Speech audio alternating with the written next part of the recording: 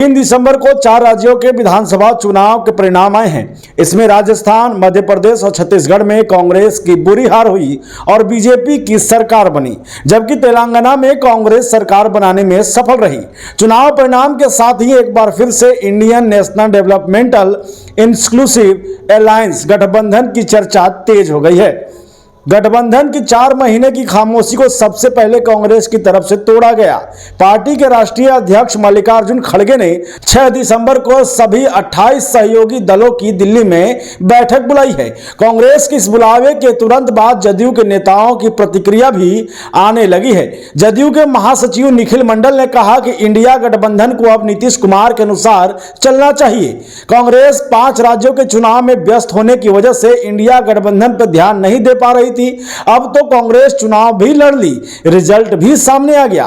उन्हें याद दिलाई कि नीतीश कुमार इंडिया गठबंधन के सूत्रधार हैं और वही इस नैया को पार करा सकते हैं। साफ तौर पे यह कहना है कि 3 राज्यों में कांग्रेस की करारी हार के बाद इंडी गठबंधन में नीतीश कुमार का कद बढ़ेगा, क्योंकि नीतीश कुमार ही वो सूत्रधार हैं जिन्होंने 28 दलों को एक साथ जोड़ने का काम किया था। और अब कांग्रेस जहां 3 राज्यों में पिछड़ गई है, उसके बाद उसके पास कोई और दूसरा ऑप्शन नहीं दिख रहा है।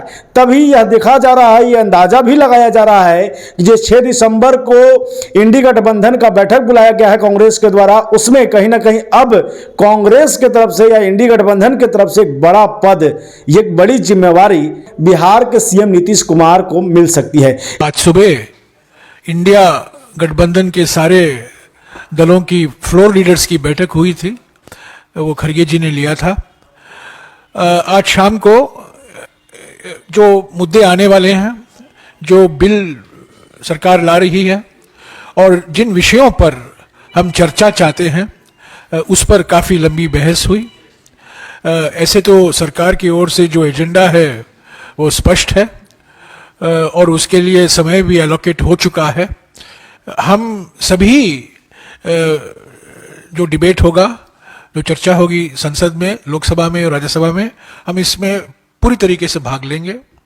जो हमारी आपत्तियां हैं, जो हम बिल का विरोध जो कर रहे हैं, वो हम खुलकर करेंगे, पर हम ज़रूर बहस में भाग लेंगे। और कुछ ऐसे बिल हैं जो स्टैंडिंग कमेटी में गए हैं और स्टैंडिंग कमेटी की रिपोर्ट भी पेश हुई है, पर फिर भी हम इन बिलों के खिलाफ हैं। खास तौर से जो 3 नए बिल पेश किए गए हैं, Indian penal code, code of criminal procedure और इंडियन एविडेंस एक्ट को बदलने के लिए, हम इसके खिलाफ हैं, क्योंकि ये बड़े खतरनाक विधेयक हैं। और हमने स्टैंडिंग कमेटी में भी हमारी आपत्तियां जताई थी, हमारे सांसदों ने डिसेंट नोट भी दिया था। पर हम अभी जब लोकसभा में आएगा और राज्यसभा में आएगा, तब हम इसमें बहस में भाग लेंगे, पर हम इन बिलों का जरूर विरोध करेंगे। सीईसी बिल का भी हम विरोध करेंगे। इसलिए कह रहे हैं कि 3 राज्यों के चुनावी हार में कांग्रेस को तो हार मिली, लेकिन यहां पर नीतीश कुमार कहीं ना कहीं जीते नजर आए। फिलहाल इतना ही। बन रही हमारे साथ और देखते रहिए बुलेट न्यूज टीवी।